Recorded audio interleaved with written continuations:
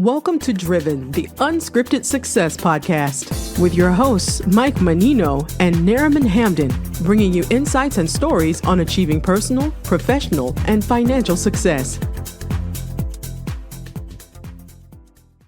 Hi, everybody.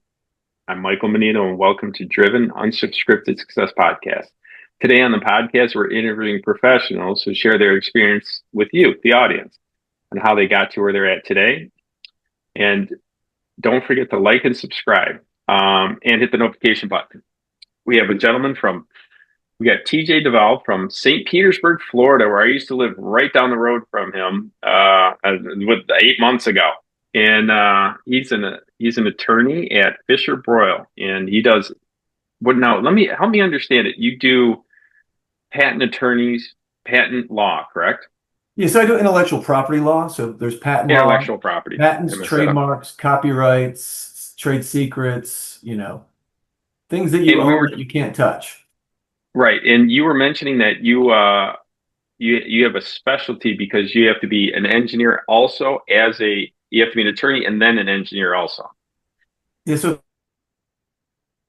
we froze up. Patent attorneys are a little bit different. Not many of us out there, so I'll give you a little bit of background on that. So back in the 60s, they started giving out registrations for patent attorneys. So an attorney has to take a bar exam at a state bar in order to become licensed to practice law. Well, patent attorneys have to also take a bar exam in front of the U.S. Patent and Trademark Office to become a patent attorney. And in order to sit for that bar exam, you have to be either a scientist or an engineer. So as you can imagine, there's not a lot of us. Well, that's a dual. I mean, you have to have two. Do you have to have 2 degrees? Yeah. So it's a really different side of the brain. You've got the legal brain is generally left side of the brain, and engineer scientist is generally right side of the brain. So it's a very interesting field to be in. So I've got people that work with me that are mechanical engineers, electrical engineers, computer science engineers. Then I've got most of my biotech group have PhDs in immunology, physiology, and all kinds. So think about that. You go to school to become a scientist, you get your PhD, and then you say, you know what, I'm going to go to law school now. So they do that. So it's crazy. So back in the 60s, the Patent and Trademark Office started doing this because what they really want to ensure is when you are representing an inventor, that you as an attorney that are drafting the document that's going to protect what they own, you have to understand what they're talking about. So that's why I do mechanical stuff. The biotech people do biotech inventions. We stay in our lane, basically. So you kind of have to, don't you? Yeah, you definitely, because I couldn't write a biotech patent. I don't know anything about it. That's what I'm saying. I wouldn't know what to do. So back in the 60s, they started sequentially registering people. So when I took the bar exam, the patent bar exam in 2002, I believe it was, my registration number was 50,349. So back in the 60s, not a lot of you. Yeah, there's only 50,000 from 1960 something to 2002. Wow. 50,000 of us. And so now I think we're up to like maybe 80,000, but still, it's not a lot of people. So it's a very small community. We all know each other. We run in the same circles. It's a fun profession. Awesome. So can you give us a example of what you're working on or something? I mean, I understand, client confidentiality, but is there something that's been patentized that you can talk about that's, somewhat impressive, or something that you did that was kind of tough to do? It's fun. It's funny that you asked that question because I go to a party and I tell people I'm a patent attorney, and the first thing they say is, "Well, I've got this idea." But they do, yeah. But that kind of stuff hardly ever makes it to market. What generally we do is we work with universities, we work with corporations, and they're coming up with really neat stuff in their field. But it's a lot of stuff that could be a part to something, or it could be, a method of doing business or whatever. Personally, I've done a lot of medical device patents, so spinal Okay, implant. the mechanical part of the. Exactly. So do you? Here's a question for you: do you need both your scientist and mechanical engineering, attorneys on that? Not necessarily. As some of the new stuff where they're doing coatings on some of the implants, we'd have to get the biotech people involved. Gotcha. I'm at the point in my career where I'm not drafting a ton of patents because I manage maybe 90 attorneys, so it's kind of like herding cats. Yeah, I could see that. So, yeah, one of my questions, there's a lot of competition in what you do. There's not a lot of competition in what you do. But what do you what sets you apart? What comes easy to you that comes harder to everybody else? So I think for me, I am a very outgoing, collegial type person. That's not generally the case with patent attorneys. You've got a lot of people, and we call, I mean, we in nice terms, we call ourselves nerds. So we as a group are not really outgoing and interpersonal. So I think I have that special skill where I can do both sides. Yeah. So that's what it's been very, I'd say I've been blessed to have a good career because I can talk to people and I can bring clients in and I can manage people. And I think that's somewhat unique. It is one of the hardest things to do to have. Well, just like your dual degrees, it's hard to have an engineering mindset and a personality. And Yeah. that probably came off horrible. But what No, I'm no, no. My ex-wife she stopped going to our Christmas parties because she said I can't talk to these people. right. Well, that yeah. And Point I in mean, in a case. nice way. I mean, it wasn't like, Right. And I want to be real, because everybody watching the show, I want them to understand I love engineers, but engineers typically, want to talk about engineering stuff as all right. opposed to what, most people. Someone said that I was learning about engineering for, I used to live in Michigan for a long period of time, and the engineers are all mechanical engineers for building Oh, cars, yeah. right? And they said a mechanical engineer that has a great personality can do sales, and that's where that's where your degree goes. That's your degree. That's where your income goes from 180 to 3, 4, 500,000 because you can sell that. And just like Yes. what you're doing is you have the ability to sell and talk to the engineers, which is what I've noticed is top 1%. Yeah, I was in sales for several years before I went to law school. Well, that's what makes you good at what you do. That's Yeah. fantastic. Hey, if somebody, this is going to be the tough part because you're the top 1%. If someone listening wants to get better at what you do, what would you suggest to them? What tips and tricks would you give them? Stick with what you know, of course. So, if you want to be a patent attorney, you have to get trained by the best. So I suggest working for a big AmLaw 100 firm for the first several years of your career. And while that is, I mean, it is tough. It is long hours. It is, it's you're not going to be around your family for a while. But it's the way to learn, and you're learning from people that do it well.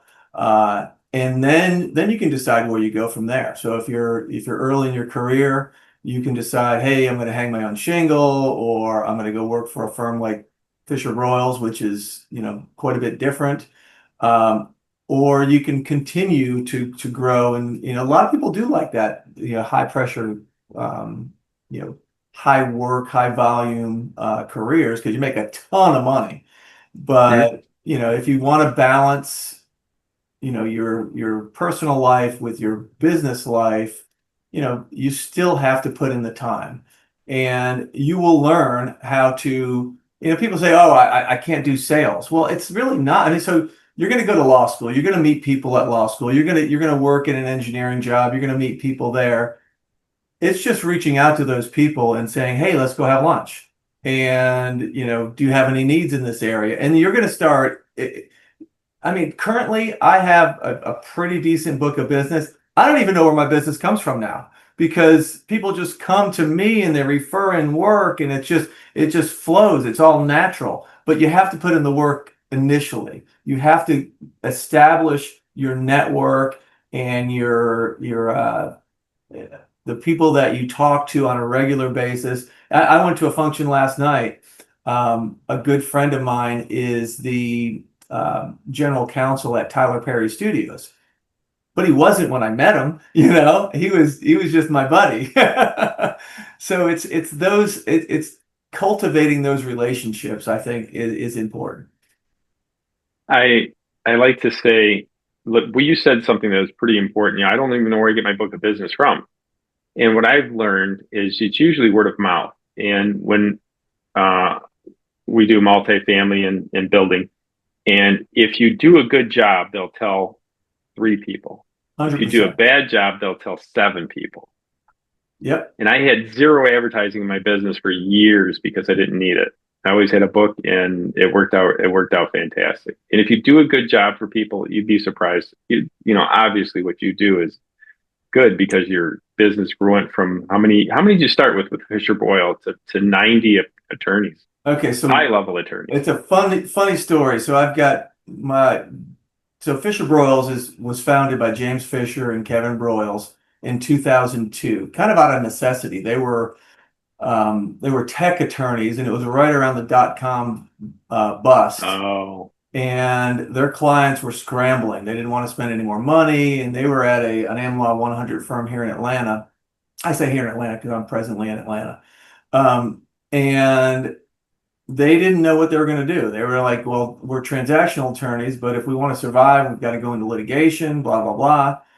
And they said, you know what? We're going to form a different type of law firm.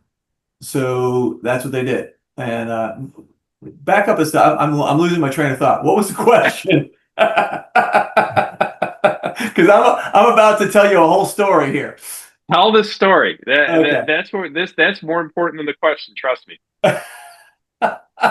So they formed a firm in 2002, which nobody even thought it would work. I mean, they said, let's kind of give the clients what they want, but also make it good for the attorneys. I mean, you can't do it. You can't generally meet everybody's needs. I mean, if you meet the firm's needs, you're not going to meet the attorney's needs. And so they're like, how can we do it all? So they said, well, let's pay our attorneys more. Let's charge our clients less. And the only way to do that is to get rid of expenses. So they got rid of the biggest expense that was known back then was our offices. So back in 2002, they formed a virtual firm. So think about really? No Zoom, no Teams, nothing like that. We didn't even have voice over IP yet. That was just coming around. Wow, that's forward thinking. Yeah, so I joined the firm in 2009. Basically, it's still the same. Still no Zoom, still no Teams or anything like that. And I think I was the 38th attorney to join Fisher Broyles, and I was the first patent attorney. So fast forward, we had grown to almost 300 attorneys 2 years ago, and we had a group of attorneys leave, and we're back up to about 200 attorneys now, and we've got 90 in the IP group. And you mentioned off camera, it's like herding a bag of cats. Yeah, well, like you've got different personalities, especially with IP attorneys. You've got very interesting, quirky people, very cool people, but in their own way. And because they're very entrepreneurial and in this type of firm, really, we thrive on entrepreneurial attorneys.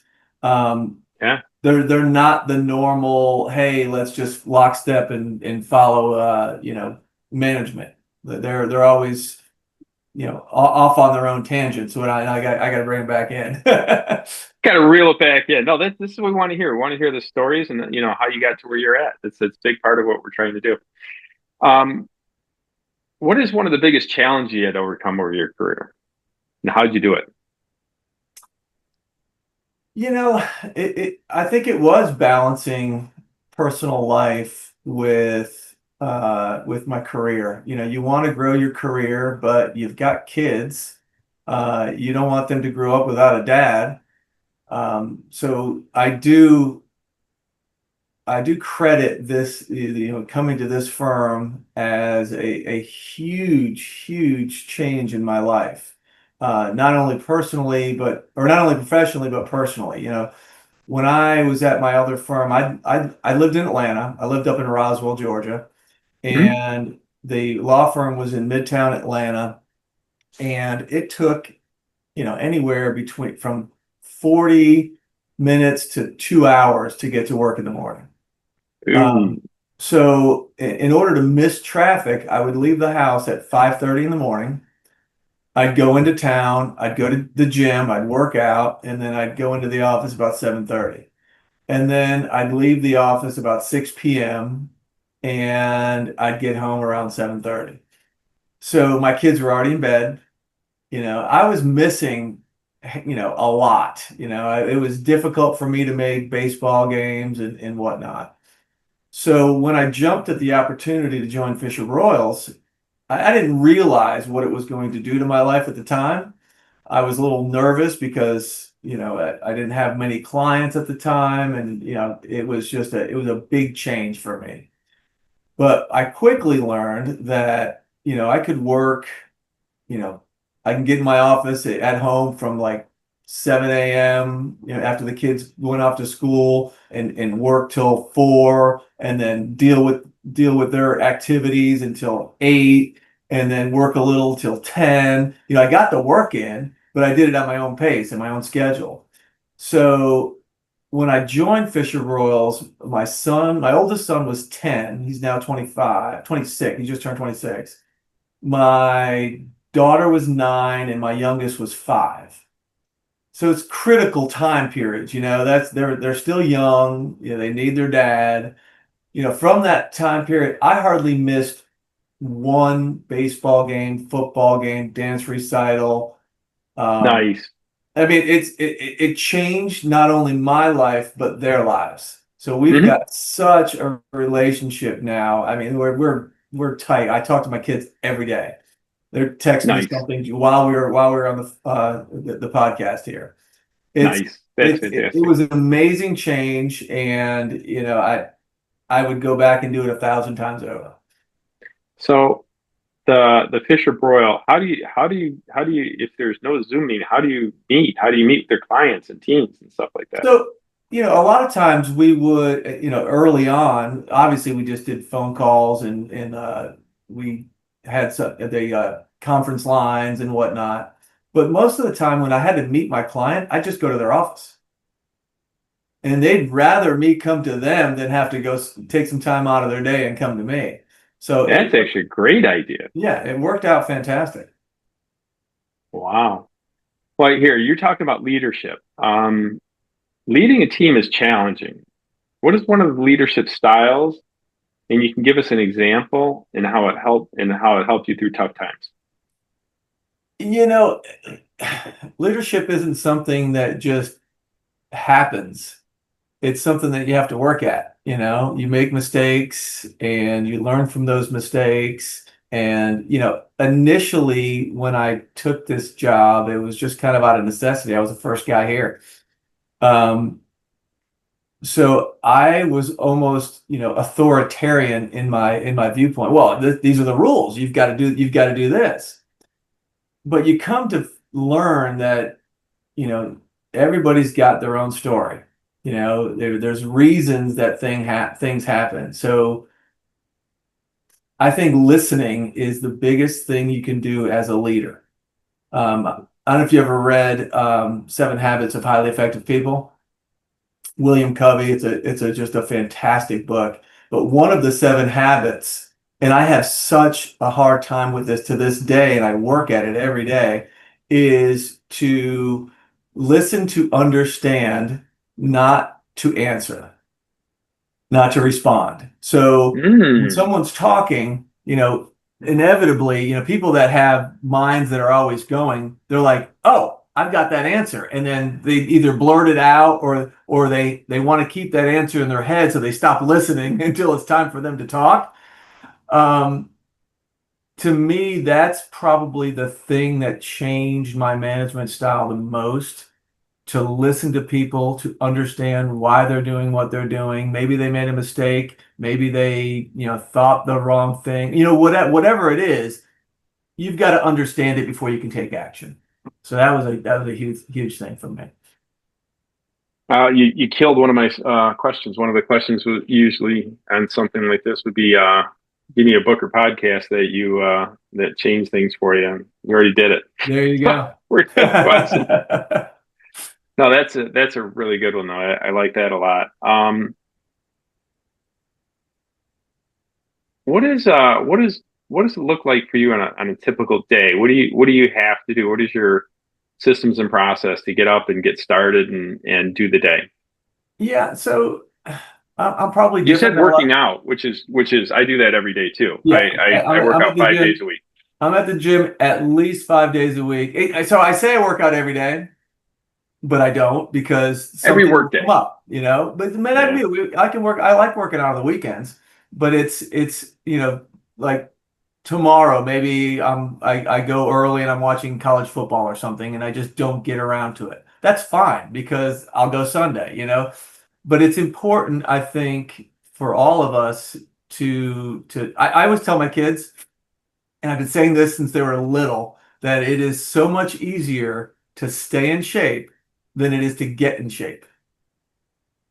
You know, Oh, agree, 1,000%. right. So if you let yourself get so far out of shape, it's daunting. And I've had friends that I've helped get back in shape, and it's hard. I mean, it's so much harder than staying in shape. Staying in shape takes, an hour a day. Getting in shape it's life changing. Months, It's months. yeah, maybe years. Yeah, I didn't think of that. Months. Like Maybe years. we I'm gonna stop this for a brief second. I'm a professional brick breaker, and I got some trophies back there from the U.S. Open. Um, and for 3 months, I trained for these events, and just every day, every day, every day. And that's, if I don't train before that, that's so difficult. If I'm training up to it, easiest thing in the world. Right. Like you said, Exactly. I feel the getting same in way. shape is way harder than staying in shape. Way harder. Way Way like hard. So I don't want to do that. Good call. Yeah. Good call. So Taking the easy way out. what does the rest of your day look like, and how do you use the systems and process in that?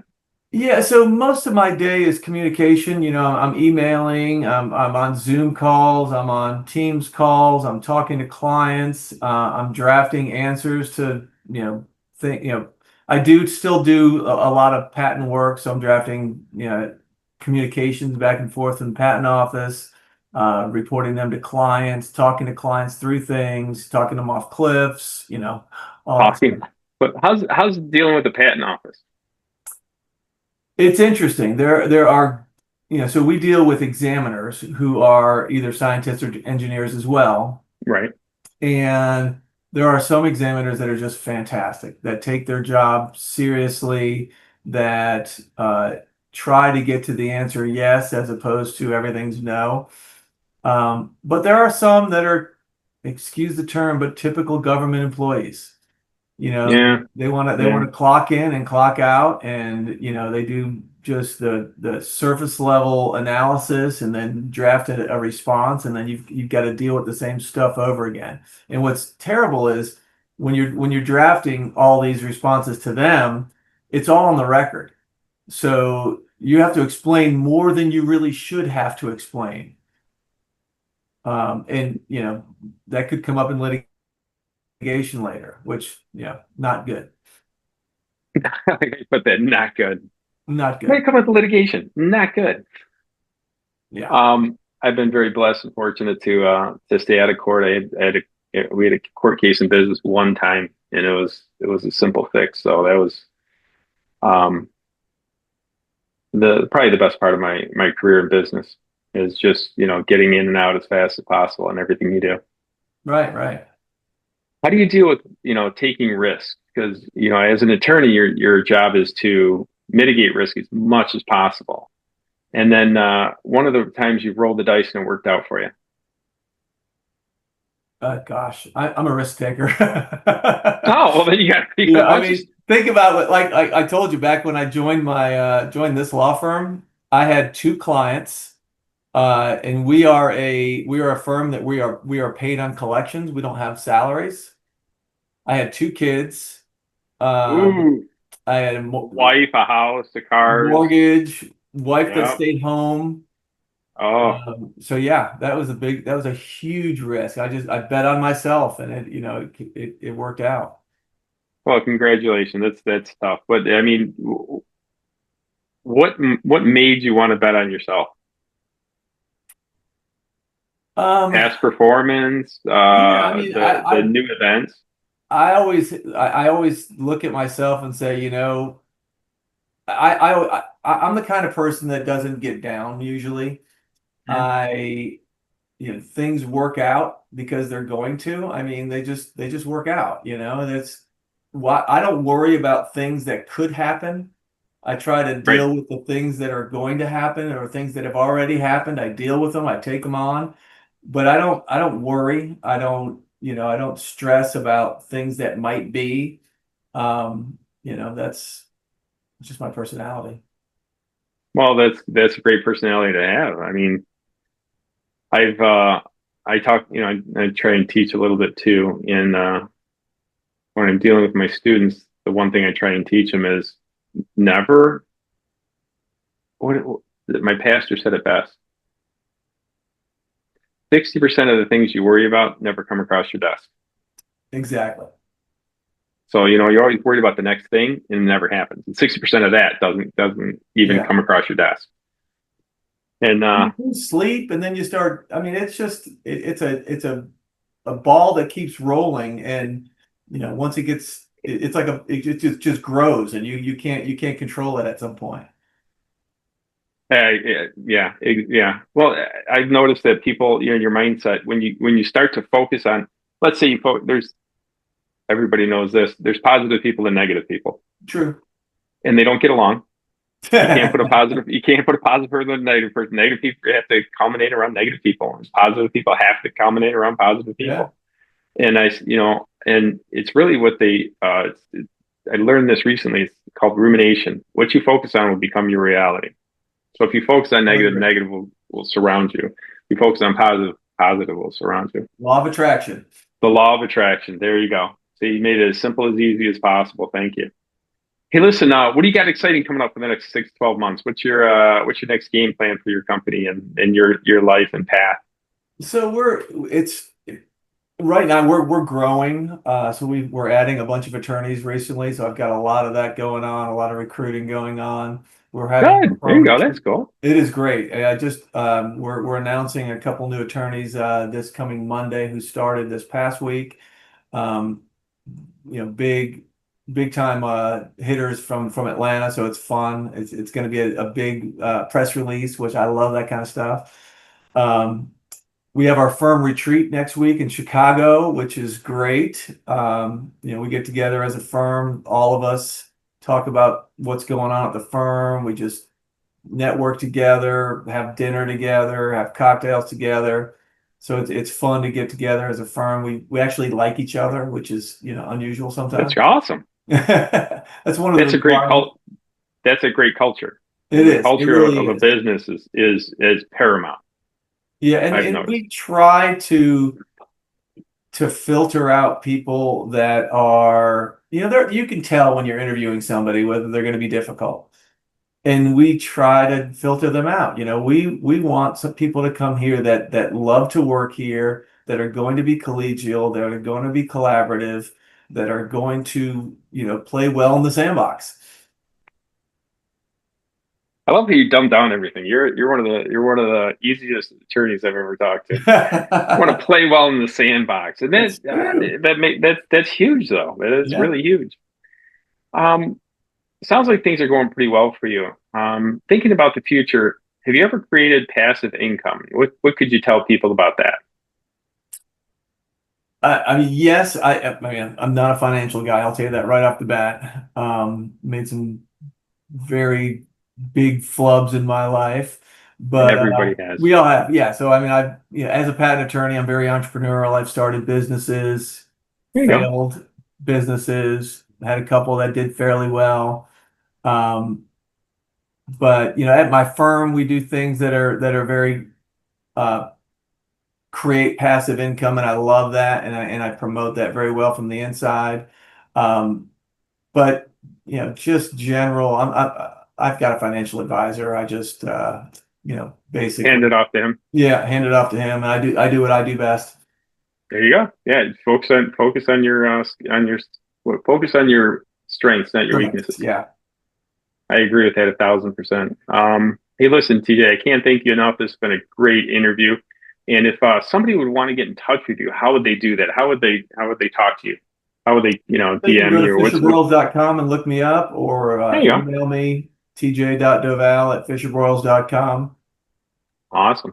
Well, listen, hey, thanks a lot. Appreciate your time here.